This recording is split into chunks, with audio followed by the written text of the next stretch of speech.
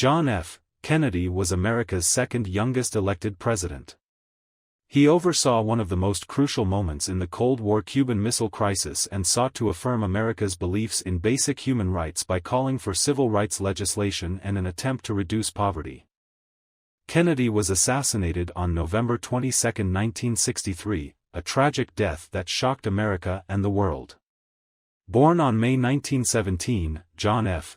Kennedy came from an illustrious political family. His father Joseph Kennedy was a leading member of the Democratic Party, and Joseph encouraged John F. Kennedy in his political ambitions after the war. John graduated from Harvard after completing a thesis on appeasement in Munich. His thesis was later converted into a successful book, Why England Slept. Before America joined the war, John joined the Navy and saw action throughout the Pacific Theater. In August 1943, his boat was rammed by Japanese destroyer Amajiri. John F. Kennedy was later decorated for his outstanding bravery in rescuing a fellow crewman. He was also awarded the Purple Heart for an incident later in the war. Afterwards, Kennedy was modest about his actions, saying he felt a bit embarrassed as it resulted from a botched military action. In 1946, he won a seat in Boston for the U.S. House of Representatives. And in 1952 got himself elected to the U.S. Senate, defeating the incumbent Republican. In 1953, he married Jacqueline Lee Bouvier. In 1957 he was awarded the Pulitzer Prize for biography for his book Profiles in Courage, a book about U.S. senators who stood up for their personal beliefs. In 1956, he was nearly chosen to be the vice presidential candidate for Adlai Stevenson. The national exposure raised his profile, and in 1960 he was selected to be the Democratic nomination for the presidency.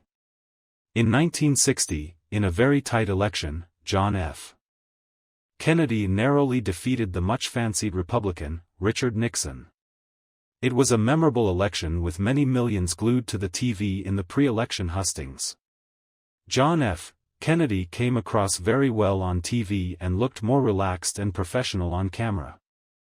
It was the first time a Roman Catholic had been elected president, and it was a big issue in America where many Protestants distrusted the prospect of America being influenced by the Vatican. He had to assure voters he was not a Catholic candidate for the presidency, but someone standing for president who happened to be a Catholic. During his inauguration, JFK gave a memorable speech, where he famously encouraged citizens to help the nation become strong again. One of his early acts was to establish the Peace Corps, a volunteer program run by the U.S. government. It allowed young Americans to travel abroad and serve in developing countries. Kennedy hoped it would change foreign perceptions of Americans and give Americans a greater sense of international solidarity. In 1961, after pressure from the CIA, Kennedy reluctantly ordered the Bay of Pigs invasion of Cuba. It was mostly led by Cuban exiles with minimal U.S. support. They hoped to overthrow the communist Fidel Castro. However, the invasion was a failure, leading to embarrassing negotiations with Fidel Castro's Cuba. Despite being reluctant to go along with the policy, he accepted his responsibility for its failure.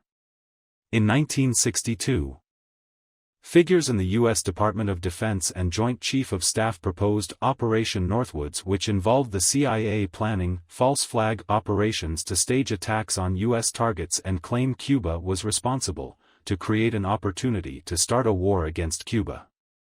Kennedy rejected the proposals, but his reluctance to fully commit to removing Castro led to resentment amongst some CIA officers and Cuban exiles who felt Kennedy was insufficiently committed to removing Castro.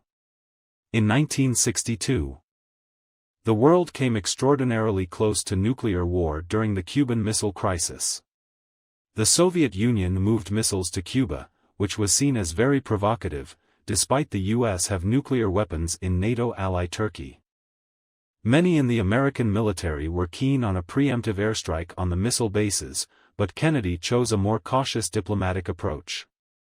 Kennedy found a way to offer Khrushchev a way out without losing face. After several days of tense negotiation, An agreement was reached where the Soviet Union would remove missiles from Cuba in return for a U.S. promise not to invade Cuba. The U.S. also secretly removed weapons from Turkey to pacify the Soviets. His careful handling of the situation was widely praised. It led to the establishment of a direct Moscow-Washington hotline, and for a few years, tensions between the Cold War antagonists were reduced.